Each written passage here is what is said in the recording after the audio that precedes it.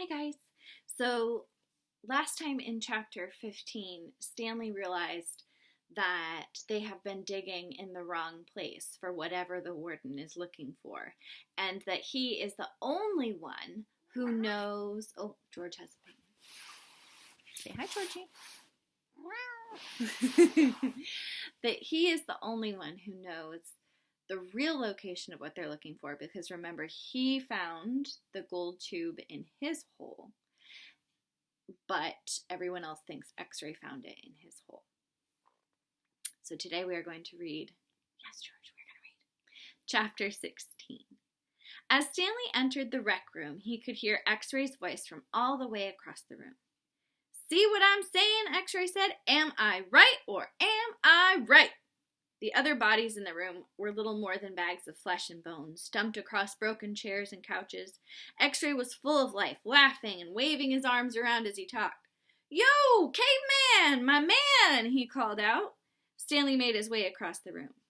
"Hey, slide over, Squid," said X-Ray. "Make room for the caveman." Stanley crashed on the couch. He had looked for a hidden camera in the shower. He hadn't seen anything, and he hoped the warden hadn't either. "What's the matter?" said X-Ray. "You guys tired or something?" He laughed. "Hey, keep it down, will you?" groaned Zigzag. "I'm trying to watch TV."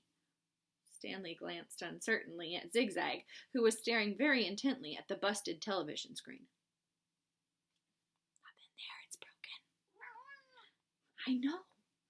The warden greeted the boys at breakfast the next morning and went with them to the holes. 4 dug in the holes, and 3 tended to the wheelbarrows. "Glad you're here, X-Ray," she said. "We need your sharp eyes." Stanley spent more time pushing the wheelbarrow than digging, because he was such a slow digger. He carted away the excess dirt and dumped it into previously dug holes. He was careful not to dump any of it in the hole where the gold tube was actually found. "George," he said, sorry if the screen is going back and forth, it's because he's rubbing his little face against the computer. He could still see the tube in his mind. It seemed so familiar, but he just couldn't place it. He thought that it might have been the lid to a fancy gold pen. KB could have been the initials of a famous author. The only famous authors he could think of were Charles Dickens, William Shakespeare, and Mark Twain. Besides, it didn't really look like the top of a pen. By lunchtime, the warden was beginning to lose her patience. She made them eat quickly so they could get back to work. "If you can't get them to work any faster," she told Mr. Sir, "then you're going to have to climb down there and dig with them." After that, everyone worked faster, especially when Mr. Sir was watching them. Stanley practically ran when he pushed his wheelbarrow. Mr. Sir reminded them that they weren't Girl Scouts. They didn't quit digging until after every other group had finished. Later, as Stanley sprawled across an understuffed chair, he tried to think of a way to tell the warden where the tube was really found without getting himself or X-Ray into trouble. It didn't seem possible. He thought about sneaking out at night and digging in that hole by himself, but the last thing he wanted to do after digging all day was to dig at night, too. Besides, the shovels were locked up at night, presumably so they couldn't be used as weapons. Mr. Pendanski entered the rec room.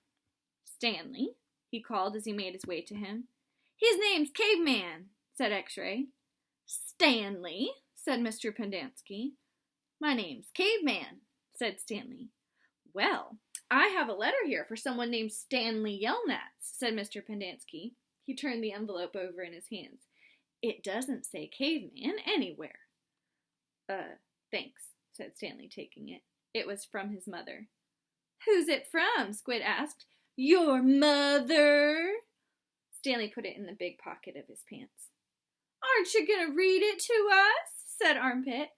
"Give him some space," said X-Ray. "If Caveman doesn't want us to read it, he doesn't have to read it to us.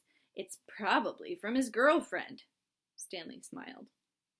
He read it later after the other boys had gone to dinner. "Dear Stanley, it was wonderful to hear from you. Your letter made me feel like one of the other moms who can afford to send their kids to summer camp. I know it's not the same, but I am very proud of you for trying to make the best of a bad situation. Who knows? Maybe something good will come of this. Your father thinks he is real close to a breakthrough on his sneaker project. I hope so. The landlord is threatening to evict us because of the odor." That means the smell. I feel sorry for the little old lady who lived in a shoe. It must have smelled awful. Love from both of us. What's so funny? Zero asked. It startled him. He thought Zero had gone to dinner with the others. Nothing, just something my mom wrote. What'd she say? Zero asked. Nothing. Oh, sorry, said Zero. Well, see, my dad is trying to invent a way to recycle old sneakers, so the apartment kind of smells bad because he's always cooking these old sneakers. So anyway, in the letter my mom said she felt sorry for the little old lady who lived in a shoe, because it must have smelled real bad in there. Zero stared blankly at him. The nursery rhyme? Zero said nothing. You've heard the nursery rhyme about the little old lady who lived in a shoe? No. Stanley was amazed. How does it go? Said Zero. Didn't you ever watch Sesame Street? Stanley asked. Zero stared blankly.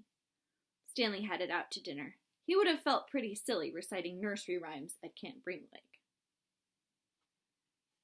And that is chapter 16. Tomorrow we'll find out more of what happens and if they have to keep digging in the wrong spot.